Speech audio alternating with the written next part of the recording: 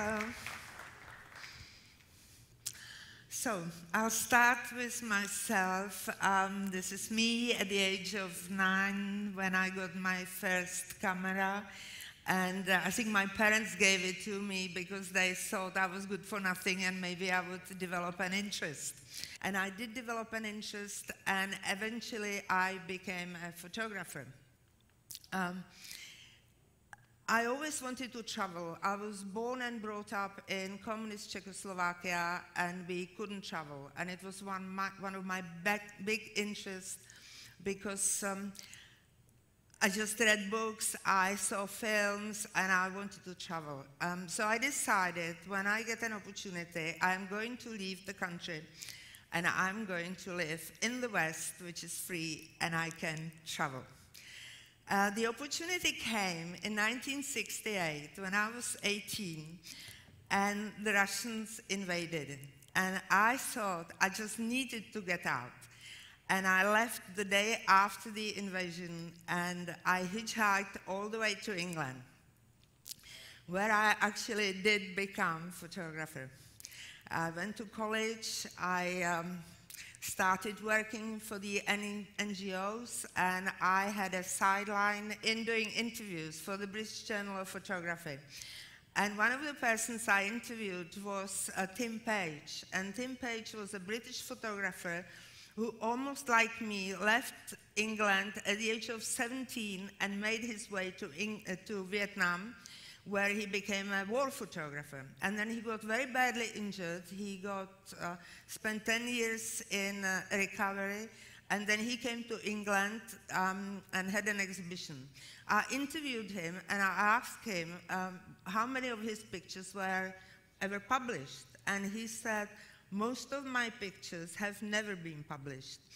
And I always remember that because when I got into photography, I started working for the NGOs and for the UN, and I actually wanted all my pictures to be published, which were good, and I wanted people to see, you know, how people lived and how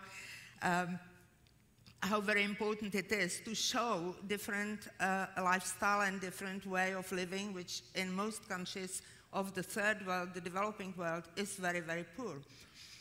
And of course, editors think differently. They think, you know, we just show one and there is no space and there is no money. We had a very funny experience with a journalist when we went to Uganda to do a story on child soldiers in Uganda. It was a very important story, very dangerous, and not done very often because you could easily get killed. So we arrived in Kampala and we made all the arrangements to go up north and photograph the Lord's Resistance Army children who had been abducted by Joseph Kony. And as we are sitting in the hotel on the morning of departure,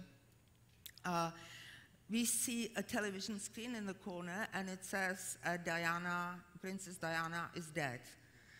And I said to Emma, the journalist, I said, Emma, there goes our story. They will never, ever publish it now because it's all going to be about Diana. We did the story, came back, and sure enough, the magazine said, oh, no, you know, there is like too much else going on. Diana is very important. There was nothing else in the magazine than Diana. And Emma actually threatened to take them to court, and they eventually published the story. But they didn't think it was important enough. Diana was more important. Anyway, there was a kind of bug of hysteria going on around London with Diana's death, and there were flowers everywhere, and people were mourning in a very open way. And I caught the bug, and I also went out to take pictures. And in the end, paradoxically, they became my best-selling pictures ever of piles of flowers outside Kensington Palace. So these are the boys from the Lord's Resistance Army. It's a war which still goes on. It has moved finally after about 20 years from Uganda to the Congo. These children are children who were abducted, and then they were trained as killers, basically, and then they were caught by either the Ugandan army or they managed to escape. And they were in a kind of center in Gulu, in the north of Uganda, to be kind of made into human beings again, because they were apparently very dangerous, they were quite violent, their parents didn't want them, they committed terrible crimes, they all knew that. This was a boy who came with the army, they brought him in, they caught him, he looks totally devastated, he was very shaken. Most of these boys, they didn't want to talk. This is another boy who was cut up during an escape attempt.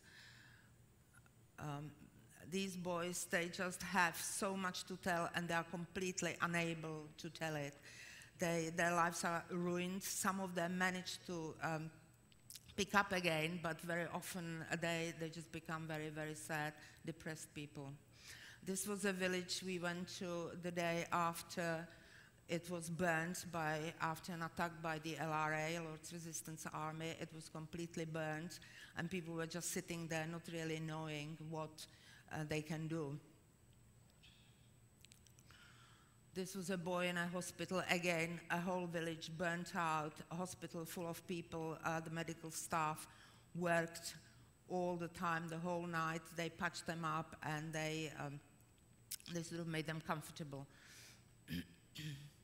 This was another occasion where these girls were all abducted. There was 130 girls abducted from a private Catholic school by the Lord's Resistance Army. They were walked into southern Sudan, where they had bases at that time.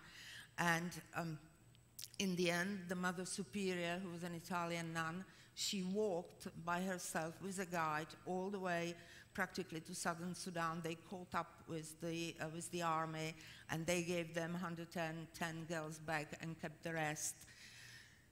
They were, the nun was just completely shaken. She couldn't stop talking about it. She was crying all the time. Well, the end result is that they were in the end thrown from their bases in southern Sudan, and they are now in the Congo. And because the Congo is a jungle area, it's very difficult to do anything about it. Nobody's particularly interested in catching them. They don't know where they are. And the girls and the boys who had been captured and managed to escape, they have completely ruined lives. This is another story which is from Bangladesh.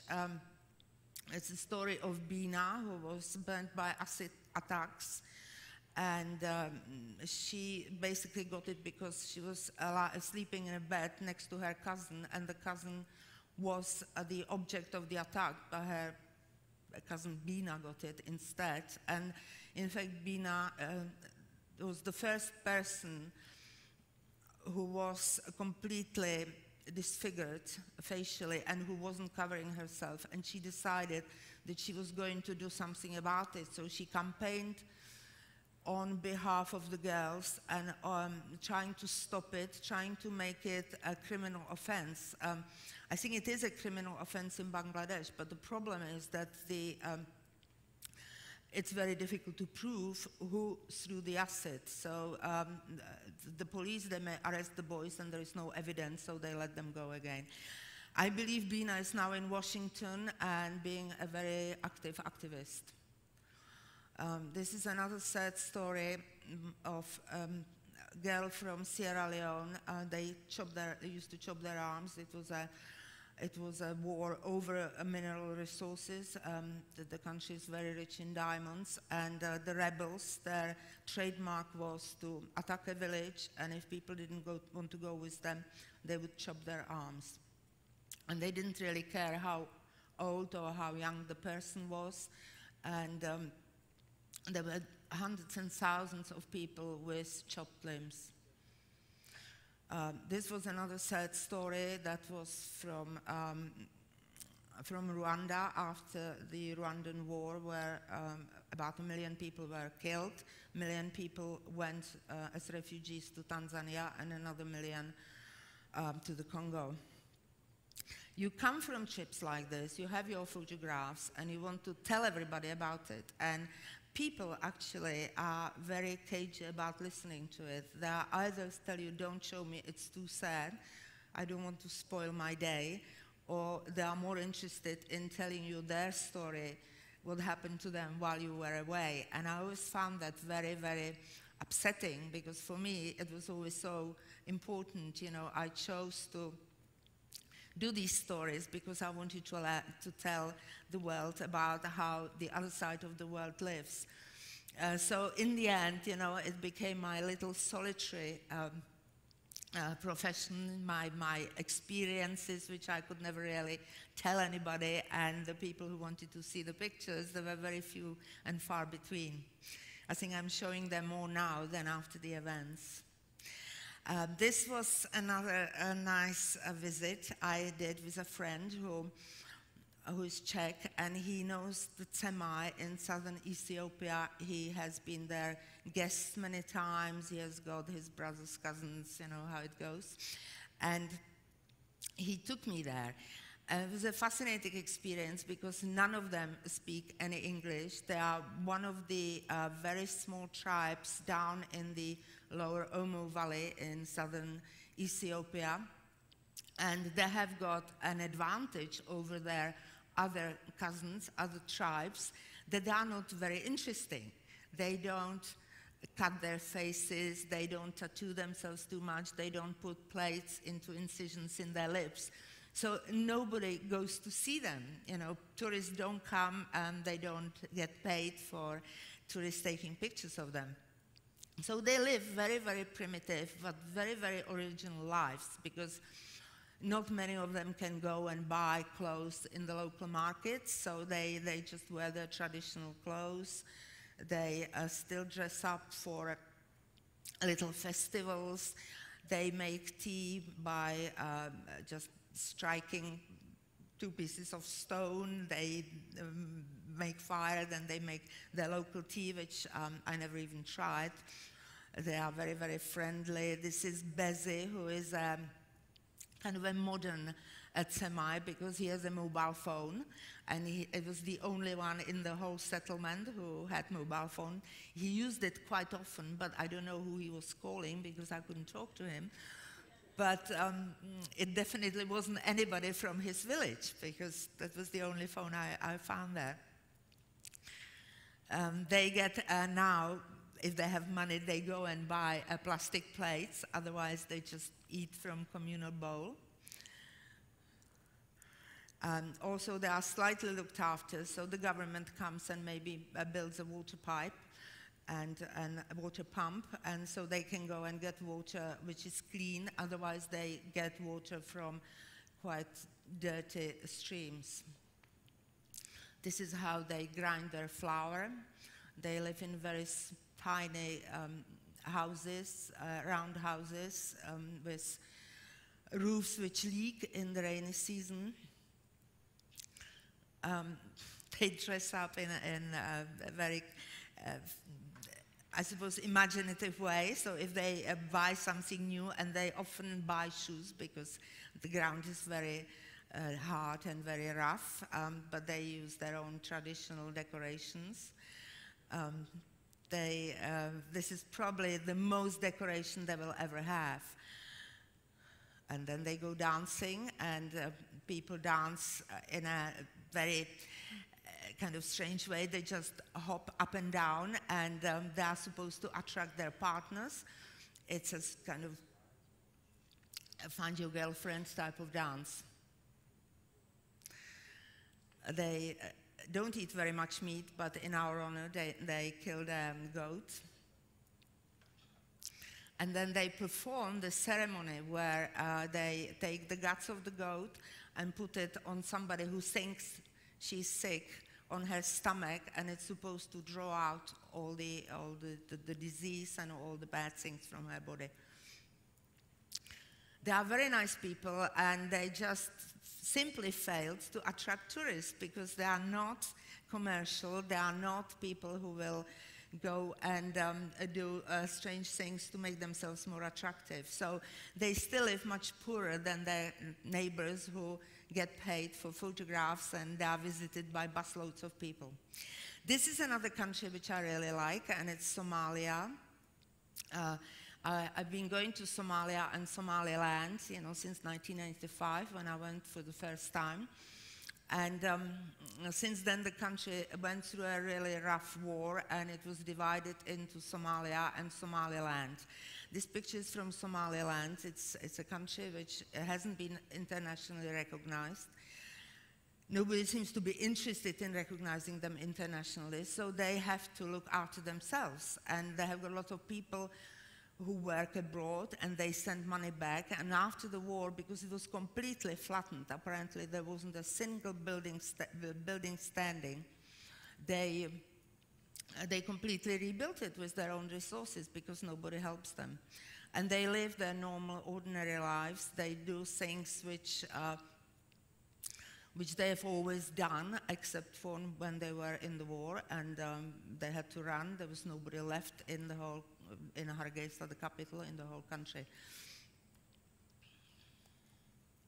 They are very nice people, and I always feel sorry that if I say I'm going to Somaliland, people don't know where it is, and also they don't really recognize that Somaliland is not Somalia, and Somalia is a very violent country. They've managed to destroy everything by themselves, and they don't seem to be able to get their act together. But these people, they are just living normal lives. They have rebuilt it. They have had practically no international help, and they have no crime. They have no terrorist attacks, except for few attacks which came from the north, from the south.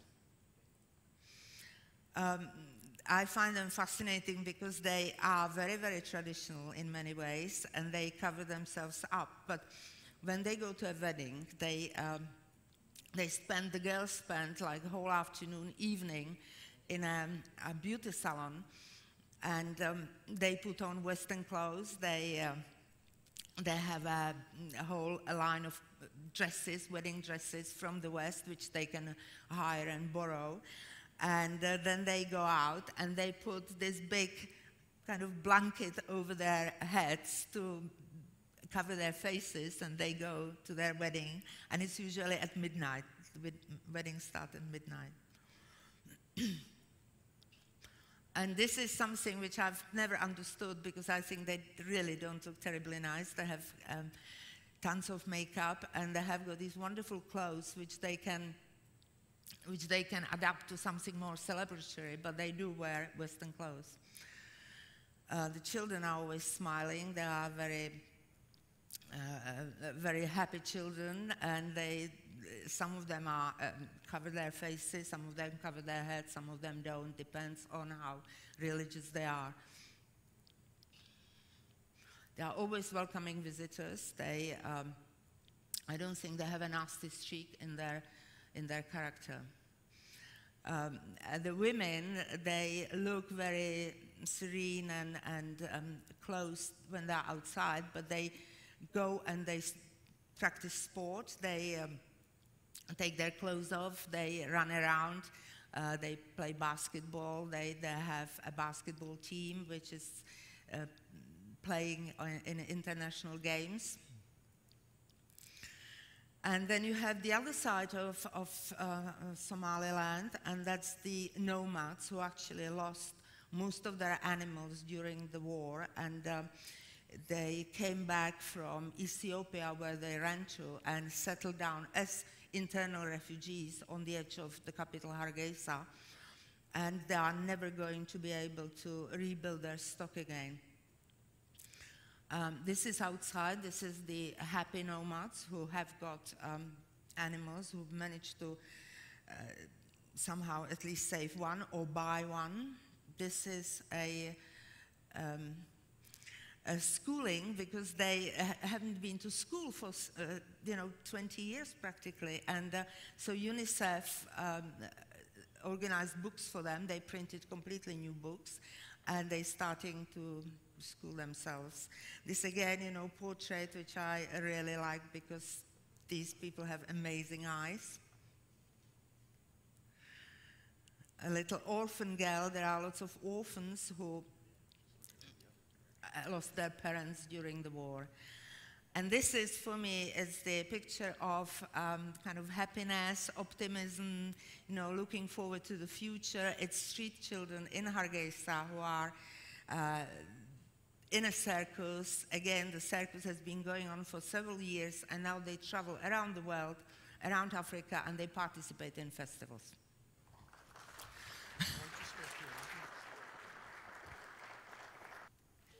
One photo won't change the world, but they can provoke thought and they can record history.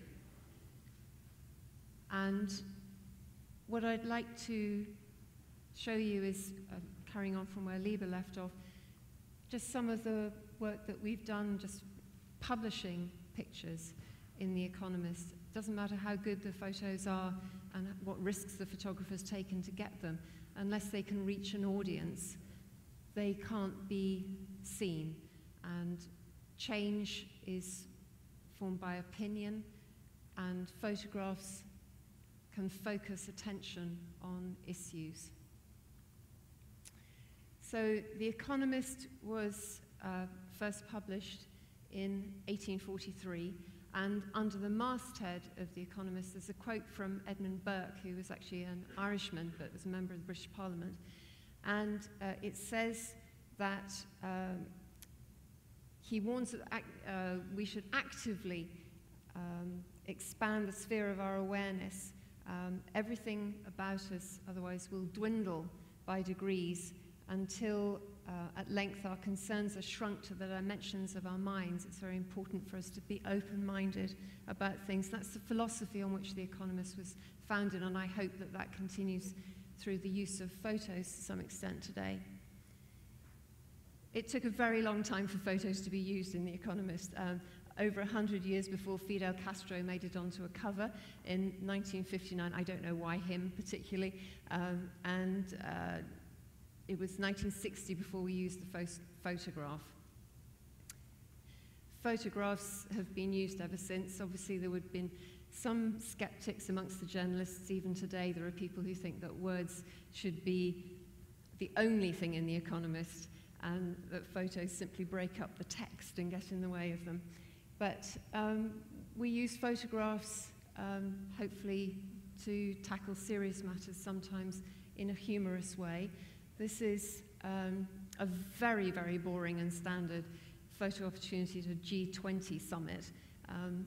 But when Silvio Berlusconi stood down as Italian Prime Minister in 2011, we wanted to run a cover that would mark that event. And that gesture was a nice one because he'd had a somewhat colourful career as Prime Minister of Italy, and we thought that perhaps combining that with a suitable party scene.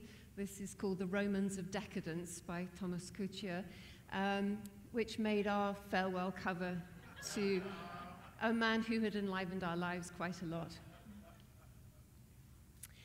Sometimes less is more. This was our 2008 election cover. This was a young senator who'd been followed by photojournalists for about a year. There was quite a lot of material to choose from. I think it took me about 3 days, no pressure, but I had to choose some images which were suitable for our endorsement of him. And we settled on that one, which actually was my favorite all along. I don't always get my way, but that was one time. The picture business, still industry is worth about $2 billion per annum. So it's not insubstantial, though I know in comparison with some of the other speakers that will be a small business. While print is reducing in some areas of the media, the opportunities for photojournalism in electronic media are actually very exciting. It's a media which lends itself very well to photographs. Backlit photographs look a lot better than ones which have been badly printed on paper. And so one of the ways that we've been able to take advantage of that with The Economist is to make little videos about photojournalists and about their work. And if any of you have friends who are photojournalists, you'll know that they're extremely good raconteurs, usually over a beer. But if you can get them into a sound studio and record their commentary about their work, it's very insightful. They're natural communicators. They have to work in a lot of strange environments, often at short notice, and they have to integrate into those environments. So they are people who are very aware of the detail of their surroundings. In order to compose good photographs, they have to be. And Jürgen Schaderberg is actually a German photographer who moved to South Africa in 1951. He got to know Nelson Mandela very early on when he first moved there, and they remained friends ever since. And when Nelson Mandela went out to Robben Island, for the first time he returned there since his imprisonment in 1994, Jürgen described this photograph very movingly. He said that it was a very reflective time for Mr. Mandela, even though he was surrounded by a lot of photographers and press at the time, that he walked into his former cell, this particular cell he'd been in for 17 years, and he said he was very quiet, very still, and that he could feel the 17 years there. Stewart Franklin was out in China, in Beijing, photographing the student uprisings in 1989. And during my interview with him, he said that one of the challenges for a still photographer in a news environment is to somehow find photographs that will either be symbolic or become symbolic. This young man was never seen or heard of again. We don't know what happened to him. But that is the symbol of Chinese oppression, of the students, very bright, promising. It was hard to get into Beijing University. Very bright students who demanded initially just a lack of corruption amongst the elite. The same photographer then happily went out to Tanzania, and if you say you don't like rats, think again. These rats are amazing. It was an interview I did with Bart Wegens, who founded a charity called Apopo, and they train the giant African pouch rats to do two things: to search for unexploded ordnance, landmines, and thus free up valuable agricultural land, and return it to the people who've been too scared to farm, had to move away from it. They also check TB samples. They're a second line of defense, whereas conventional testing for TB is expensive. These little rats can sniff out a positive TB sample at a fraction of the cost and have saved hundreds of lives and obviously prevented cross-infection as well. This was a story that Stephanie Sinclair had been covering since 2003 in Afghanistan. Child brides, girls as young as 8, are married off either to settle debts that their parents, or fathers usually, obviously, have run up in gambling, or just to raise money for impoverished families that they belong to. They're sold off. Marcus Bleasdale, who's also with the Agency 7, who Ron Haviv is as well, he spoke very movingly about how rape is used as a weapon to not only against the civilians, but to deliberately destroy communities. Particularly, he was working in Congo, DRC, and he spoke about one of the challenges for him, which was to try to communicate in still images the brutality of these attacks, but also at the same time to protect the anonymity of the women and sometimes the girls, who were attacked both by government and rebel soldiers, both sides, so you get this perfect storm of attack. Back in print, this is 2005. I perhaps should have warned you there would be a couple of images that are quite strong.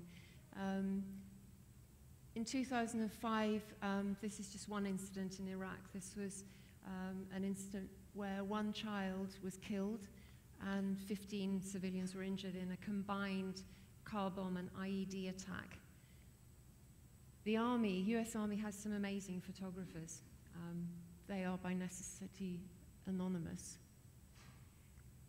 Don McCullen, who's I think probably one of the greatest living war photographers, has talked about the hateful injustice of the suffering of children and women and civilians in general in war. And this particular picture also reminds me very strongly of the picture of Bailey Ullman being taken away from the devastated federal building in Oklahoma City, which was something that we used on our cover the day that that happened, just in composition. And we do think long and hard about using this kind of imagery. We're very aware that it's very strong, and very aware that our readers all bring their own individual interpretation and perspective to pictures when they see them. But somehow, sometimes devastation is on such a vast scale that until it's personalized to the individual whose life has been shattered by the event, it's very hard to relate to that. And this was in the aftermath of the 2004 Christmas tsunami, where Alko Data took a photograph of a man grieving for his 8-year-old son. Goran Tomašević is not a small man. He's physically quite powerful. He told me a lovely story about covering the uprisings in the early days of the Arab Spring. And he said that he was sweating so hard from the gas mask, the flak jacket with media written on it, and the helmet, that he could hardly see whether the photographs were actually in focus. It's probably slightly harder to get out of Louisiana State Penitentiary to get in as a photographer, but Laurie Wesselcheck managed it and took a very honest set about life meaning life in Angola. So we are using pictures to indicate to the reader what to expect from the text. We have some limitations constrained by the layout and by the words. Obviously, it's The Economist, words are priority. But hopefully we can add a little dimension and a twist to the stories. So in The Economist each week we publish a statement which says that The Economist exists to take part in a severe contest between intelligence which presses forward and an unworthy, timid ignorance which prevents progress, obstructs progress. And I hope that with the photographs that we use, we can do that. I will leave you with one of my favorite covers, which is if Kim Jong-il, we were dealing with the issue of a nuclear North Korea. And if you take one dictator and you initiate ignition, you just stand back. Thank you. Thank you very much.